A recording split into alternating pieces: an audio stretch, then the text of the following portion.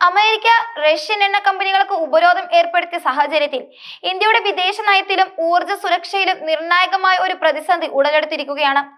റഷ്യയിൽ നിന്നുള്ള എണ്ണ ഇറക്കുമതിയുടെ കാര്യത്തിൽ സ്വീകരിക്കേണ്ട നയം എന്തായിരിക്കണം എന്നതിനെ കുറിച്ച് റിലയൻസ് അടക്കമുള്ള പ്രമുഖ ഇന്ത്യൻ എണ്ണ കമ്പനികൾ കേന്ദ്ര സർക്കാരിന്റെ നിലപാട് തേടിയിരിക്കുകയാണ്. റഷ്യൻ കമ്പനികളായ റോസ്നെഫറ്റ്, ലൂക്കോയിൽ എന്നിവയ്ക്ക് അമേരിക്ക ഏർപ്പെടുത്തിയ ഉപരോധം ഇന്ത്യൻ കമ്പനികൾക്ക് നേരിട്ടുള്ള വെല്ലുവിളിയായി മാറിയതോടെയാണ് ഈ നീക്കം നടന്നിരിക്കുന്നത്.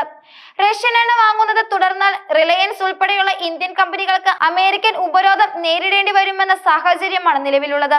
ഈ ആശങ്കയുടെ പശ്ചാത്തലത്തിൽ റഷ്യൻ എണ്ണയുമായി ബന്ധപ്പെട്ട വ്യാപാരത്തിൽ കേന്ദ്രത്തിന്റെ നിലപാട് എന്തായിരിക്കണമെന്ന് വ്യക്തമാക്കണമെന്നാണ് എണ്ണ കമ്പനികളുടെ ആവശ്യം. ഇന്ത്യയുടെ ഊർജ്ജ സുരക്ഷയെ സംബന്ധിച്ച് റഷ്യയിൽ നിന്നുള്ള എണ്ണ ഇറക്കുമതിക്ക് സുപ്രധാന സ്ഥാനമുണ്ട്. നിലവിലെ കണക്കുകൾ പ്രകാരം ഇന്ത്യയിലേക്കുള്ള എണ്ണ ഇറക്കുമതിയുടെ ഏകദേശം 35% റഷ്യയിൽ നിന്നാണ്. അതിനാൽ ഈ സുപ്രധാന സ്രോതസ് ഒറ്റയടിക്ക് നിർത്തുന്നത് ഇന്ത്യയെ സംബന്ധിച്ച് വലിയ വെല്ലുവിളിയാണ്.